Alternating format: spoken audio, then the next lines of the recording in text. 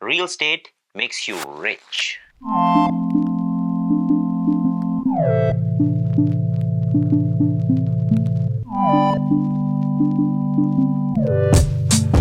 What is rich? It is really up to you how you define rich. But you can certainly make money through real estate. And here are 13 ways you can make money through real estate.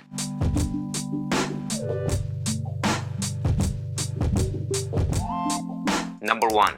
Rentals. If you have money to buy a house, condo or apartment, you can buy it and rent it out. You cover all the costs like mortgage expenses, maintenance costs, property taxes, rental equipment costs, and also make some profit.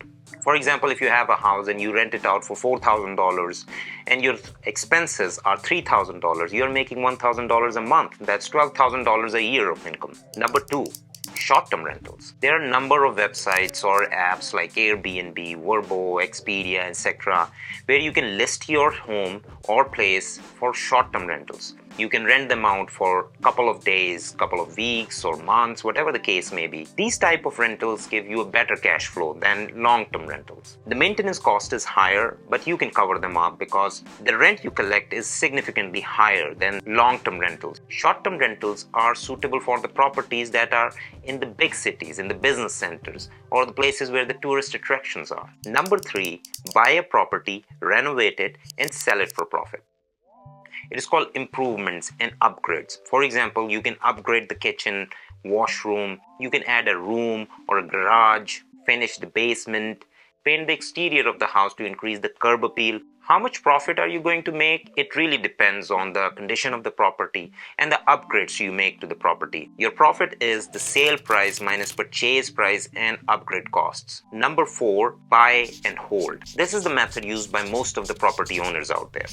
People buy their house, live in it for 20 years, 30 years, 40 years, even 50 years. They build their careers, they raise their families, and then they sell it for profit. Property increases in value and it doubles after 10 years. This has been the trend for a couple of past decades until now. So if you buy a property and hold it for 30 years, you make significant profits out of that property if you sell it. Number 5, being a private lender, lending money to the people who want to buy properties. There are a number of people out there who do not qualify for the mortgage. They need to buy property because if they don't, they incur big losses. They're willing to pay high interest and high fees, which could be potentially your income if you are a private lender. This business is very lucrative and risky at the same time. The costs involved are almost none because most of the costs are borne by the borrower. Number 6, property management. Owning multiple properties is so common these days.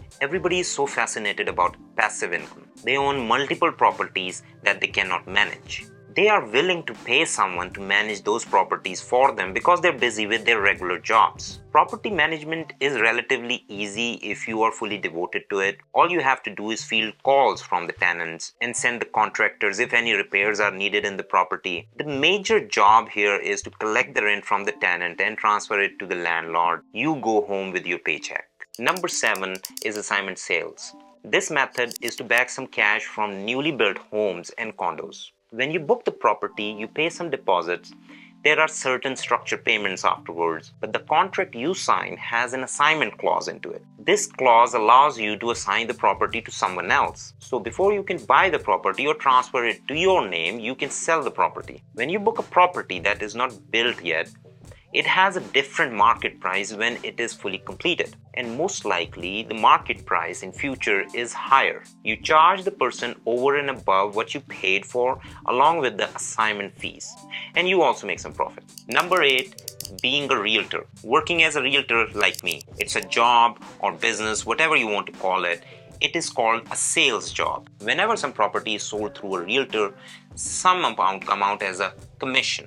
Usually it is 5%, which is divided evenly in buyer's agent and seller's agent. For example, if it is $1 million house, $50,000 come out as commission, $25,000 is for the buyer's agent, $25,000 for the seller's agent. And if you are agent for the buyer and the seller both, you keep $50,000 all to yourself. More you sell, more money you make. Number 9 is being a broker. Brokers actually make more money than the real estate agents because they can hire more than one real estate agent. Let's say a real estate agent closes 10 deals in a year. Being a broker, you can hire 10 realtors like that and you share in their commission. The commission share is usually 25%, 30%, or even 50%, depending upon what kind of support you provide to the realtors. More realtors you hire who make more sales, more money you make as a broker. Number 10, being a builder. You buy a piece of land, construct a structure on it after getting necessary permits, then you sell the residential units to the public and make your profit. This kind of method requires a lot of work, a lot of capital also, but it is a lucrative business in the end. As a builder, you have more control over the price and over the terms and conditions that buyers usually have to agree to if they want to buy. Number 11 is house hacking. This term is pretty new in real estate, but the practice has been going on for time immemorial. You have a place where you live in and you rent out the part of it to cover your housing costs. You need to make little alterations to it. Remember, it's not major changes to the structure of the house. It's like converting an attic into a living space, converting a garage into a living space, or into a shop that some small business can use. You can rent it out to someone else and cover your housing costs. There are people who have reduced their housing costs to zero by house hacking.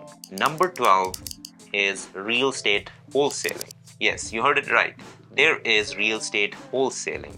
What a wholesaler does it, he finds a property whose owner is under distress, maybe going through divorce, having financial hardships, or any kind of situation that he cannot share with public at large. This is the reason they don't sell their property in MLS. The wholesaler signs a contract with the owner at a lower price and finds the buyer and sells the property at a higher price. The difference is his wholesale commission. Number 13, through financial market. Just like everything else is in stock market, real estate is also in stock market through real estate exchange traded funds, real estate investment trusts. These types of companies, they float their shares in the market. People can buy them when the prices are low and sell them when the prices are high. And in the process, they make the profit. Some of the companies also pay dividends. These are all or some of the ways you can make money from real estate. If you think there are other ways to make money in real estate, let me know in the comment section.